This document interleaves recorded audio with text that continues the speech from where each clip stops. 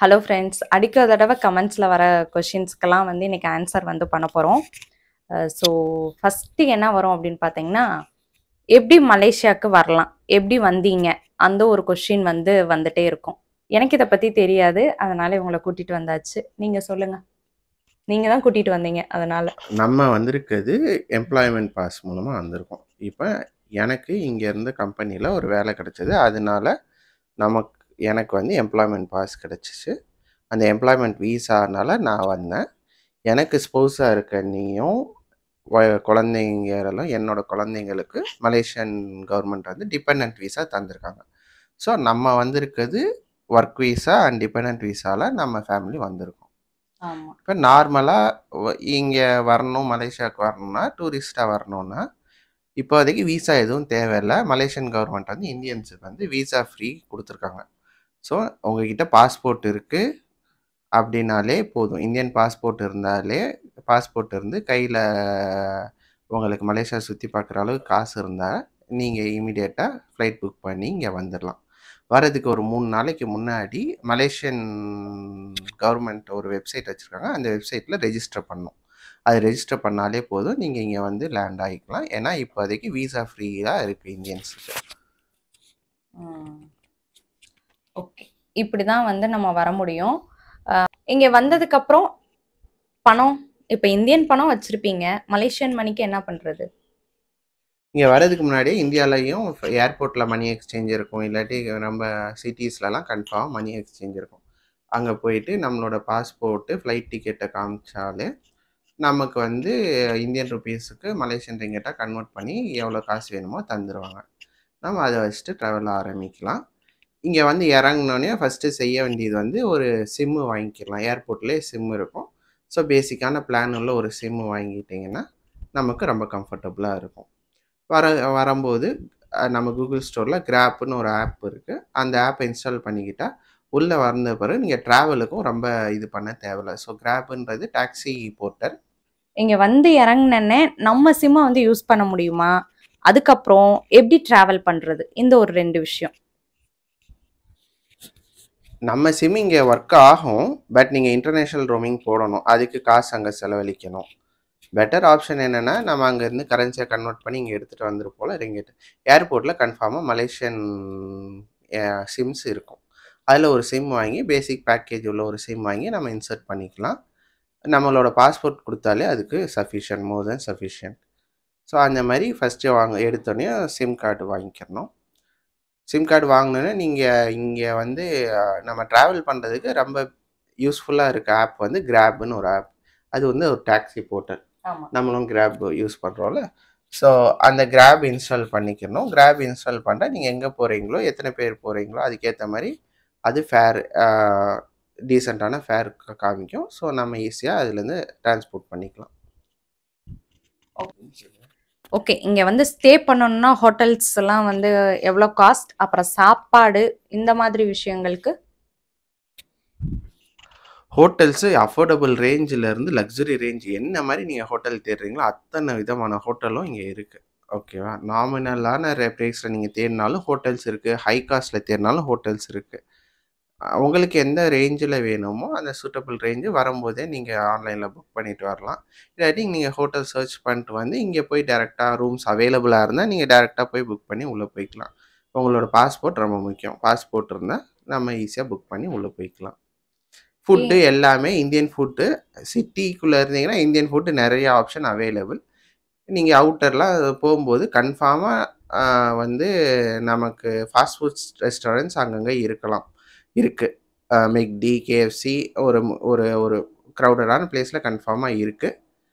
அது மட்டும் இல்லாமல் தோசை, பரோட்டா இது 2ம் இங்கே உள்ள கல்ச்சர் மாதிரியே மாறிடுச்சு. ஸோ சின்ன கடையில் கூட தோசை, பரோட்டா இருக்குது. இங்கே வந்து இந்தியன் காசுக்கும் மலேசியன் ஒரு ரிங்கெட், இங்கே அந்த ஒரு வித்தியாசம், மணி வந்து அதை பற்றி சொல்லுங்கள். இங்கே ரிங்கெட் வந்து இப்போ ரேட் வந்து 19.5 மினிமம் போகுது. முன்னாடி வந்து 18 இருந்துச்சு, இப்போ கொஞ்சம் இன்க்ரீஸ் ஆகிருக்கு. ஸோ ஒரு ரிங்கெட் நம்ம வாங்கினோன்னா நீங்கள் மணி எக்ஸ்சேஞ்சர்லாம் போய் வாங்கினீங்கன்னா கிட்டத்தட்ட ஒரு 20 ருபீஸ் கொடுத்தா தான் 1 ரிங்கெட் வாங்குற மாதிரி இருக்கும். ஸோ இங்க வந்து ஒரு காஃபி ஒரு 250 காஃபி, மில்க் காஃபின்னா 5 ரிங்கிட்டு. நார்மல் இங்க வந்து நார்மல் காஃபி அப்டின்னா 250 ringgit minimum 3 ringgit 250 to 3 ringgit நமக்கு செலவாகும். சாப்பாடு ஒரு தோசை 3 ரிங்கிட்டு அந்த மாரி செலவாகுது. ஸோ நீங்க பார்த்துக்கோங்க. ஒரு ரூ. 60க்கு 3 ரிங்கிட்டாச்சும் மினிமம் உங்களுக்கு தேவைப்படும். சிம்பிளா ஒரு டீயோ, காஃபியோ, தோசையோ, பரோட்டாவோ நீங்க சாப்பிடணும்னா ஒரு 3 ரிங்கிட் தேவை. ஸோ 3 ரிங்கிட்னா நம்ம ஒரு காசுக்கு ஒரு ரூ. 60. மலேசியா இங்க வர்றதுக்கு ஃப்ளைட் டிக்கெட்ஸ்லாம் எந்த மாதிரி வந்து புக் பண்றது? நீங்க 4 மாசத்துக்கு முன்னாடியே நம்ம புக் பண்ணோம்னா, 400 ரிங்கிட்லயே நம்மளால புக் பண்ணிற முடியும். லக்கேஜ் எக்ஸ்ட்ரா புக் பண்ணோம்னா, அதுக்கேத்த மாரி காசு. ஸோ மினிமம் 400 400 இருந்தா எக்கனாமிக் கிளாஸ்ல ஒரு 400 இருந்தா நார்மல் பிரைஸ் மாரி. ஓகே. இங்க வந்து ஒரு மிடில் கிளாஸ் லைஃப் ஸ்டைல் வாழ்றதுக்கு எவ்வளோ வந்து செலவாகும்? 5 to 6,000 ஆகும். ம். நம்ம வேணா அத ஒரு தனி வீடியோவா போடலாம். அது எவ்வளோ வந்து ஆகுதுன்னு. டீட்டெயிலா வந்து நாங்க வந்து 5 போடுறோம். இப்ப வந்து பாத்தீங்கன்னா ஆரம் 5 to 6 வந்து ஆகும். ஆமா. இந்திய விலை 1 மதிப்புக்கு வந்து 1 lakh to 1,20,000 20,000. மினிமம் ஒரு மிடில் கிளாஸ் லைஃப்ல வாழ்றது. நீங்க கம்மியா வாழ்ந்தீங்கன்னா, அதுக்கேத்த மாரி சேவ் பண்ணிக்கலாம். லக்ஸூரியஸா வாழ்ந்தீங்கன்னா, அதுக்கேத்த மாரி ஃபேமிலியோட அது. ஆமா. நாங்க சொல்றது ஃபுல் வந்து 2 ஃபேமிலியோட. அடல்ட் அப்புறம் 2 குட்டி குழந்தைங்க. அந்த மாதிரி அவங்க ஒருத்தவங்க வந்து ஸ்கூலிங் போயிட்டு இருக்காங்க. அப்படின்னா 1,20,000. இன்னொரு குழந்தையும் ஸ்கூல் போச்சுன்னா கொஞ்சம் எக்ஸ்ட்ரா வந்து நீங்க வந்து பாத்துக்கணும். ஸோ அந்த அதுதான் நம்ம வந்து ஒரு ஃபுல் டீட்டெயில் வீடியோ வந்து பண்ணலாம். ஸோ இப்போ முன்னாடி நம்ம சொல்றோம்னு பாத்தீங்கன்னா 1,20,000 வந்து ஆகும். 1 to 1 இருக்கு. ஆமா. அடுத்து மலேசியாக்கும் இந்தியாவுக்கும் ரொம்ப பெரிய வித்தியாசம் என்ன? இல்ல வித்தியாசமே இல்லைனாலும் எப்படி இருக்கும்? மலேசியா இப்ப டூரிசத்துக்கு ஒரு நல்ல ஸ்பாட். நெறைய இடம் இருக்கு. மேன்மேட் ஆப்ஜெக்ட்ஸா மனுஷ உருவாக்குன ஹோட்டல்ஸ், பிரமிப்பா இருக்க மால்ஸு, அம்யூஸ்மென்ட் பார்க்ஸு அப்படின்னு பார்த்தாலும் இங்க நெறையா இருக்கு. இயற்கையா அமைஞ்சிருக்க islands, beaches, islands, beaches, falls, rivers இதெல்லாம் இங்க இருக்கு. ஸோ இப்போ இங்க வேலை பார்க்குறோம், சென்னையில வேலை பார்க்குறோம், இல்லாட்டி பெங்களூர்ல வேலை பார்க்குறோம். அதுக்கும் இதுக்கும் என்ன டிஃப்ரென்ஸ் வரும்னா, இங்க வந்து ஒர்க் லைஃப் பேலன்ஸ் கொஞ்சம் நல்லா இருக்க மாரி இருக்கும். ஸோ சென்னை இப்ப சென்னையில வந்து வெளிய போயிட்டு வர்றது அந்த டிராஃபிக்ல கொஞ்சம் கஷ்டமா இருக்கும். இங்கேயும் டிராஃபிக் இருக்கு. பட் உங்களுக்கு அவ்வளோ தூரம் ஸ்ட்ரெஸ்ஸான டிராஃபிக்கா உங்களுக்கு தெரியாது. மோரோவர் ஒரு 1 ஹவர், 1 1/2 ஹார்ஸ்ல உங்களுக்கு கம்ஃபர்டபுளான ஒரு ஸ்ட்ரெஸ் ரிலீஃப்ஸ் பிளேசஸ் மாரி இருக்கும். ஒரு ஃபால்ஸ் போறதுனாலோ, ஒரு சின்ன ஹில்ஸ் போறதுனாலோ, ஒரு சின்ன பீச் போறதுனாலோ 1 ஹவர்ல கம்ஃபர்டபுளா போயிட்டு திருப்பி நீங்க ரிட்டர்ன் பண்ணிரலாம். 1 ஹவர்ல நீங்க அங்க ரீச் பண்ணிருவீங்க. திருப்பி வரதுக்கு ஒரு 1 ஹவர். ஸோ நீங்க ஸ்பெண்ட் பண்ணா ஒரு 1 டேல உங்களுக்கு ரெஃப்ரெஷ் ஆகுறதுக்கு உங்களுக்கு பிளேசஸ் இருக்கு. ஸோ ஒரு மாரி இருக்கா, ஒரு மாலுக்கு போறோமா, இல்ல கொஞ்சம் ஃபால்ஸ் மாரி போணும், இல்ல நேச்சர் வைஸ் போணும்னா ஒரு ஹில்ஸ் போறோமா, அந்த மாரி வந்து நமக்கு 1 ஹவர் டிஸ்டன்ஸ்ல இருக்கறதுனால, நமக்கு கொஞ்சம் ரெஃப்ரெஷ் ஆயிக்க நல்ல ஸ்பேஸா இருக்கு. இப்ப சென்னையிலே ஒரு 6 மாசமா தொடர்ச்சியா இருக்காங்க. எங்கேயும் போலனா அவங்க பைத்தியம் பிடிச்ச மாரி இருப்பாங்க. கரெக்ட்டா? அந்த மாரி இல்லாம, இங்க வீக்லி ஒரு 1 ஹவர் டிஸ்டன்ஸ்ல போயிட்டு வந்துட்டோம்னா, உங்களுக்கு கொஞ்சம் ரிலாக்ஸ் ஆயிக்கும்.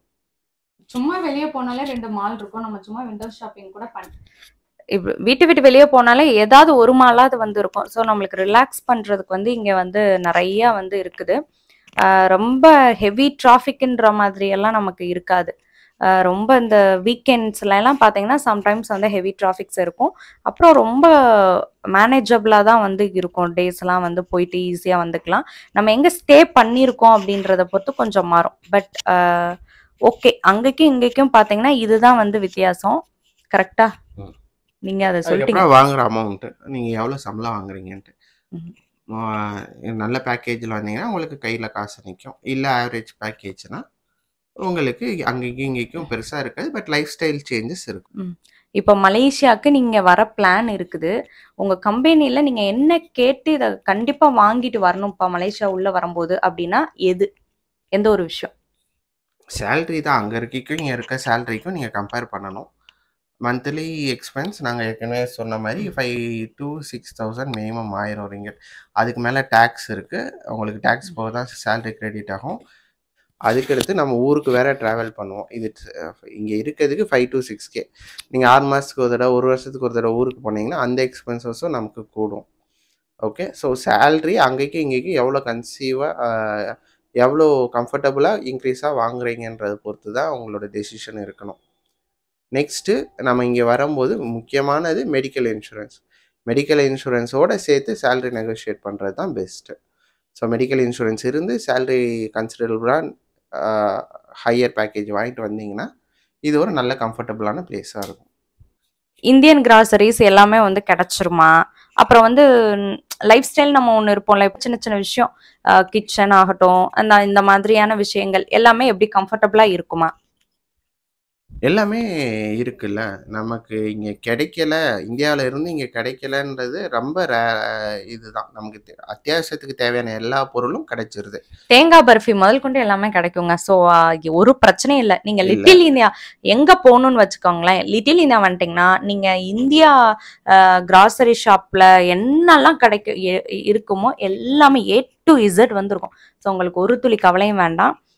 அதுக்கப்புறம் அதுக்கப்புறம் வேற என்ன இதுன்னு பார்த்தா கிட்டத்தட்ட ஒண்ணுதான். நமக்கு வந்து நமக்கு கேஸ் ஸ்டவ் இருக்கு. கேஸ் ஸ்டவ் இருக்கும். இண்டக்ஷன் எல்லாமே இருக்குது. பாத்ரூமும் நம்ம யூஸ் பண்ற வெஸ்டர்ன் டைப் தான். வாட்டர் தான், ஃப்ளஷ் தான் நமக்கு இங்க யூஸ் பண்றோம். ஸோ மேஜரா எந்த டிஃபரன்ஸும் தெரியாது. ஆமா. ஏன்னா இப்ப அமெரிக்கா இதுலலாம் வந்து அதாவது டாய்லெட்ஸ் எல்லாமே கொஞ்சம் டிஃப்ரெண்டா இருக்கு. அந்த மாதிரி இங்க எப்படி அப்படின்னா அப்படி எதுவுமே கிடையாது. வெஸ்டர்ன் நார்மலா தண்ணி எல்லாமே வந்து இருக்கும். அண்ட் ஒன் மோர் வந்து என்ன ஒரு கொஸ்டின் வந்திருந்ததுன்னா, கிளைமேட் வந்து எப்படி இருக்கும் மலேசியால, இந்தியாவுக்கும் இங்கேக்கும் எப்படி இருக்கும் அப்படின்றது மாதிரி கேட்டிருந்தாங்க. இங்க வெயில் தானே. காலையில நல்லா வெயில் அடிக்கும். வீக்லி ஒன்ஸ் ஆர் ட்வைஸ் சாயந்தரம் மழை பெஞ்சிரும் மினிமம். நம்ம மழை சீசன் மாதிரி இங்கேயும் ஒரு சர்டன் பீரியடுக்கு வந்து தொடர்ச்சியாக மழை இருக்கும். பட் ரோட்ஸ்லாம் ஃப்ளட் ஆகாது. நல்ல ட்ரைனேஜ் சிஸ்டம் இருக்கிறதுனால நமக்கு ரோட்ஸ்லாம் தண்ணியாக அவ்வளோவா பார்க்க முடியாது. மழை பெய்கிறப்ப நல்லா அடர்த்தியாக மழை பெய்யும். அதுக்கடுத்து எல்லாமே கிளியர் ஆயிரும். ஸோ மோஸ்ட்லி சன்னி, வெயில், ஈவினிங் ரெயின் இருக்கும். Weekly twice or thrice weekly rain இருக்கும் ஆவரேஜாக. ஓகே. பப்ளிக் டிரான்ஸ்போர்ட்லாம் இங்கே வந்து எப்படி இருக்கும்? சிட்டியில் இருந்தீங்கன்னா ரொம்ப நல்லாவே இருக்குது. எல்லா இடத்துக்கும் பஸ்ஸு ப்ளஸ் ட்ரெயின் ஃபெசிலிட்டி எல்லாமே கனெக்ட் பண்ணி வச்சுருக்காங்க ஃபுல் அண்ட் ஃபுல். நம்ம அவுட்ரு பற்றி நமக்கு தெரியாது. பட் அவுட்ருக்கு நமக்கு டூரிஸ்டாக போகிற பிளேசஸ்க்கு எல்லாம் பஸ் கனெக்டிவிட்டி கம்ஃபர்டபுளாக இருக்குது. எல்லா இடங்கள்லையுமே கிராப் அப்படின்ற அந்த ஆப் இது பண்ணிட்டோம்னா நம்மளுக்கு கார் எந்த மாதிரி நம்ம கேட்குறோமோ அந்த மாதிரி வந்து நமக்கு வந்து கிடைச்சிரும். ஸோ அதை பற்றி ஒரு பிரச்சனையுமே வந்து கிடையாது. மலேசியாவில் ரொம்ப தங்க விலை கம்மியா அப்படின்ற மாதிரி நிறைய கொஸ்டின் வந்து வந்துருந்துச்சு. அதுக்கு இவங்க ஆன்சர் பண்ணட்டும். தங்க விலைலாம் கம்மி கிடையாது. மார்க்கெட்டு இன்டர்நேஷ்னல் மார்க்கெட்டில் என்ன விலையோ அதுதான். நம்ம இந்தியாவில் வந்து டாக்ஸஸ் இருக்கும், இங்கே டாக்ஸஸ் கிடையாது. அதுதான் கம்மியே தவிர மற்றபடி ரொம்ப கம்மியெல்லாம் கிடையாது. முன்னாடி தான் நமக்கு நிறையா டாக்ஸ்னா, இப்போ நமக்கு இந்தியாவில் கூட டாக்ஸஸ் கட் பண்ணிட்டதுனால மேஜர் டிஃப்ரென்ஸ் வரதில்லை. இங்கே வந்து தியேட்டர், தமிழ் படங்கள், என்டர்டைன்மெண்ட்டுக்கு அந்த மாதிரி விஷயங்கள்லாம் இருக்குமா? எல்லா படமும் ரிலீஸ் ஆகுது. ஒரு சில படத்தை தவிர மேஜர் ஹீரோ படம் எல்லாமே ரிலீஸ் ஆகிடுது. நம்ம ஊரோட ரொம்ப கம்ஃபர்டபுளாக பார்க்கலாம். டிக்கெட் ப்ரைஸ்லாம் ஏறாது. ஒரே ப்ரைஸ் தான். மேபி ஃபஸ்ட் டே போகும்போது ஃபுல்லாக புக் ஆகிருக்கும். செகண்ட் டே போகும்போது கொஞ்சம் கம்மியாக புக் ஆகிருக்கும். என்றைக்கு நீங்கள் புக் பண்ணாலும் அந்த அந்த ஸ்டாண்டர்ட் ப்ரைஸ் ஆஃப் 20 ரிங்கெட்டு தான். ஸோ அதை பற்றி கவலை இல்லை. நம்ம ஃபஸ்ட் டே ஃபஸ்ட் ஷோ பார்த்தா கரெக்டாக புக் பண்ணணும். இல்லை நம்ம ரிலாக்ஸாக பார்க்கணும், ஒரு 2 டேஸ் கழித்து நம்ம போனோன்னா கன்ஃபார்மாக சீட் இருக்கும். நம்ம பார்த்துட்டு வந்துடலாம். இங்கே காரு, பைக்கு இந்த மாதிரி விஷயங்கள்லாம் எப்படி வாங்குறது? அதுக்கு நம்ம என்னெல்லாம் பண்ணணும்? காரு, பைக்கு வாங்கணுன்னா பைக்கு தெரியல. கார் வாங்குறதுக்கு நமக்கு முக்கால்வாசி லோன் தான் போட்டு வாங்குவாங்க. நம்மளோட சேலரி ஸ்லிப்பு, நம்மளோட பாஸ்போர்ட்டு, எம்ப்ளாய்மெண்ட் அக்ரிமெண்ட்டு இது 3 இருந்தால் நம்ம போய் கார் ஷோரூமில் என்ன கார் வேணுமோ நம்ம பார்த்து புக் பண்ணலாம். நமக்கு 2 months to minimum 2 months to 3 monthsல கிடச்சிருச்சு. முக்கால்வாசி பேர் அந்த அந்த ரேஞ்சில் தான் அந்த மாதிரி தான் வாங்குறாங்க. ஃபுல் கேஷ் கொடுத்து நீங்கள் எடுத்தாலும் எடுத்துக்கலாம். தருவாங்க. இன்டர்நேஷ்னலில் எம்ப்ளாய்மெண்ட் பாஸில் வரவங்களுக்கும் கார் வாங்க முடியும். இங்கே உன்னோட கேள்வி அதுவாக இருந்துச்சுன்னா வாங்க முடியுமான்னு கேட்டேன்னா வாங்க முடியும். எல்லாராலையும் எம்ப்ளாய்மெண்ட் பாஸ் வச்சுருந்தா கார் வாங்கலாம். எந்த மாதிரி கார் வேணால் வாங்கலாம். உங்கள் சேலரி ஸ்லிப்புக்கு ஏற்ற மாதிரி லோன் தருவாங்க. கார் டவுன் பேமெண்ட் நீங்கள் 30% டவுன் பேமெண்ட் கட்டணும். மலேசியாவில் கார் ஓகே வாங்கியாச்சு. இஎம்ஐ எவ்வளோ கட்டுவீங்க மந்த்லி? ஒரு பேசிக்கான கார் வாங்கிட்டு அது நீங்கள் எவ்வளோ நீங்கள் ஃபுல் பேமெண்ட் பண்ணீங்கன்னா அதுக்கேற்ற மாதிரி 30% டவுன் பேமெண்ட் பண்ணிவிட்டு மிச்சம் இருக்கிறதுனா உங்களுக்கு மினிமம் ஒரு 700 to 1500 ஆச்சும் இருக்கும். அவங்க காரை பொறுத்து எந்த மாதிரி கார் வாங்குறாங்கன்றதை பொறுத்து 700 to 1500 இருக்கும். மலேசியால வீடு வாங்க முடியுமா? வாங்கலாம். டிபெண்டன்ட் விசா, அதாவது ஒர்க்கிங் விசால இருக்கவங்க வாங்கலாம். அதில் எந்த ரெஸ்ட்ரிக்ஷனும் இல்லை. பட் ஒரு சர்டன் அமௌண்ட் இருக்குது, அது எனக்கு சரியாக தெரியல. அந்த அமௌண்ட்டுக்கு மேலே தான் நம்மளால் வாங்க முடியும். ஒரு சீப்பான ஹவுஸ்ன்னு போய் வாங்க முடியாது நம்மளால், அந்த மாதிரி இன்வெஸ்ட்மெண்ட் பண்ண முடியாது. பட் ஒரு ஒரு த்ரெஷோல்டு வச்சுருக்காங்க, அந்த த்ரெஷோல்டுக்கு மேலே இருக்க வீட்டை நம்ம வாங்க முடியும். மலேசியால எந்த மாதிரி இடங்கள்ல இப்போ மலேசியா உள்ள புதுசா வரீங்க, எப்படி வீடு எடுக்கிறதுக்கு, எந்த மாதிரி வீடு எடுக்கலாம் அப்படின்றதுக்கு நீங்க வந்து ஒரு விஷயம் சொல்றீங்க, எது சேஃபா இருக்கும்? மோஸ்ட்லி எல்லாருமே வந்து ஒர்க்கிங் எம்ப்ளாய்மெண்ட் விசாவில் வர எல்லாருமே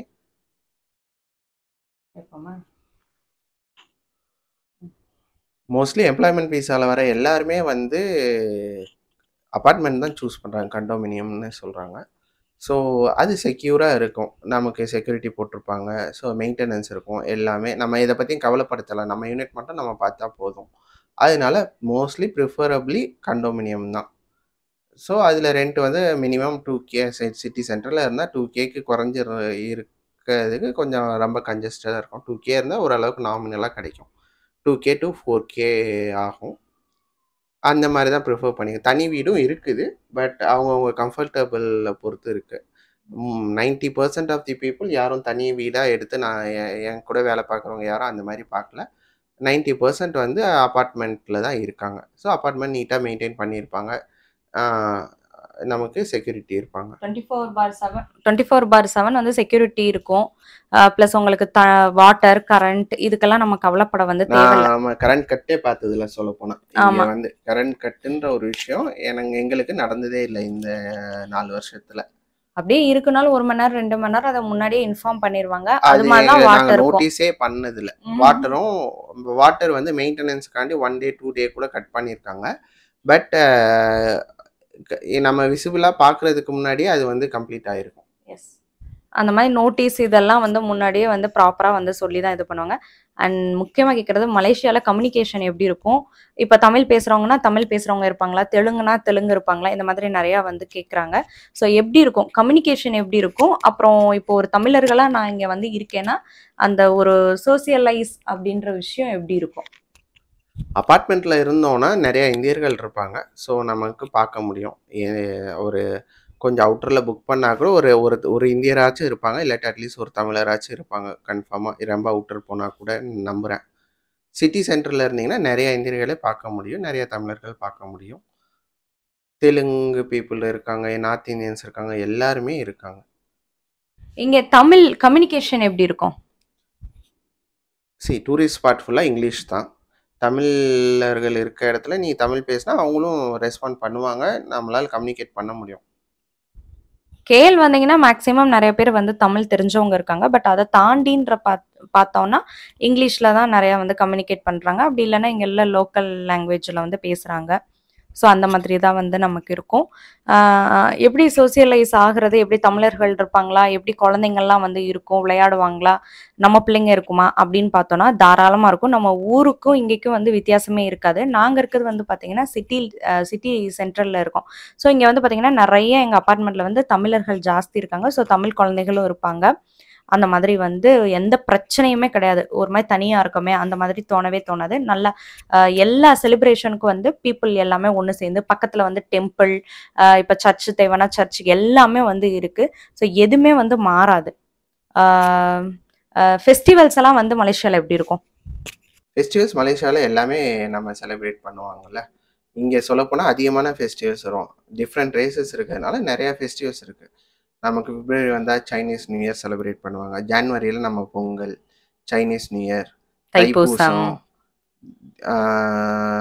முஸ்லீம்ஸ் ரம்ஜானு, மொஹரம், அதுக்கடுத்து கிறிஸ்டியன்ஸு செலிப்ரேட் பண்ணுற கிறிஸ்மஸ்ஸு. கேஎல் சென்ட்ரலில் எல்லா செலிப்ரேஷனுக்கும், எல்லா விதமான செலிப்ரேஷனும் சூப்பராக இருக்கும், சூப்பர் டூப்பராக இருக்கும். நம்ம அதை பற்றி இல்லை, ஊர்களில் இருக்க மாதிரியே ரொம்ப என்ஜாய் பண்ணலாம். ஃப்ரெண்ட்ஸ் எல்லாம் சேர்ந்துட்டாங்கன்னா இன்னுமே ரொம்ப ஹெவன்லியாக சூப்பர் ஃபீலாக இருக்கும். அதை பற்றி ஒரு பிரச்சனையுமே நமக்கு வந்து கிடையவே கிடையாது. ஸ்கூல்ஸ் எப்படி இருக்கும், எந்த மாதிரி எஜுகேஷன்ஸ் இதெல்லாம் எதிர்பார்க்கலாம், அதுக்கு காஸ்ட் எவ்வளோ அதையும் சேர்த்து சொல்லிடுங்க. மலேசியாவில் எஜுகேஷன் காஸ்ட் அதிகம் தான். பட் இந்தியன்ஸை பொறுத்தளவில் நமக்கு சிபிஎஸ்சி போர்டு இருக்க ஸ்கூல்ஸ் இருக்குது. ஸோ கொஞ்சம் காஸ்ட் அதிகம் தான். பட் நம்மளால் சிபிஎஸ்சி ஸ்கூல்ஸில் சேர்க்க முடியும். விச் இந்தியன்லேயும் சிபிஎஸ்சி தான். ஸோ ட்ரான்ஸ்ஃபர் ஆகி போனாலும் எதுவுமே வந்து ஈஸியாக நம்மளால் அடாப்ட் ஆகிக்கிறோங்க. ஸோ பாதி பேரோட ப்ரிஃபரன்ஸு சிபிஎஸ்சி ஸ்கூல்ஸாக இருக்குது. அதுக்கடுத்து மலேசியா நம்ம எம்ப்ளாய்மெண்ட் பாஸுக்காண்டி வந்தவங்க அடுத்து இன்டர்நேஷ்னல் சிலபஸ் இருக்க ஸ்கூல்ஸில் சேர்ப்பாங்க. அது பேசிக்கில் இருந்து ரொம்ப ஹை கிளாஸ் வரைக்கும் இருக்குது ஸ்கூல்ஸ் டிஃப்ரென்ஸ். அதாவது இன்டர்நேஷ்னல் ஸ்கூல்ஸ் இருக்குது. சிபிஎஸ்சி தவிர அடுத்தது பார்த்தீங்கன்னா இன்டர்நேஷ்னல் ஸ்கூல்ஸ் இருக்குது. இன்டர்நேஷ்னல் ஸ்கூல்ஸு ஆவரேஜில் இருந்து சூப்பர் லக்ஸுரி ஸ்கூல்ஸ் வரைக்கும் இருக்குது. ஸோ நமக்கு காஸ்ட்டுக்கு ஏற்ற மாதிரி டிஃப்ரெண்ட் ஆப்ஷன்ஸ் நமக்கு அவைலபிளாக இருக்குது இன்டர்நேஷ்னல் ஸ்கூல்ஸை பொறுத்தளவில்.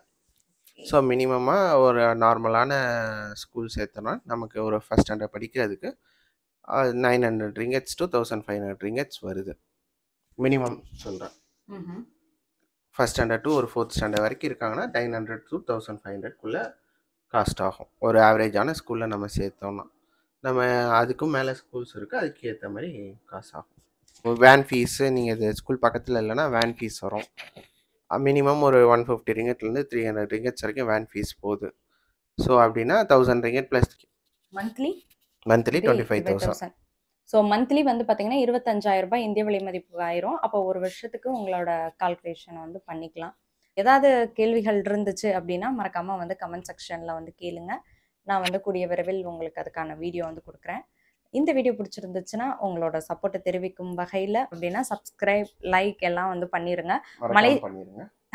மலேசியாவில் நிறைய வீடியோஸ் வந்து சுற்றி போட்டுட்ருக்கேன் நான். ஸோ அதெல்லாம் பாருங்கள், இன்ட்ரெஸ்டிங்காக இருக்கும். எங்கள் ஃபேமிலிக்கு ஒரு சின்ன சப்போர்ட் வந்து கொடுங்க. அடுத்த ஒரு வீடியோவில் பார்க்குறேன். பாய்.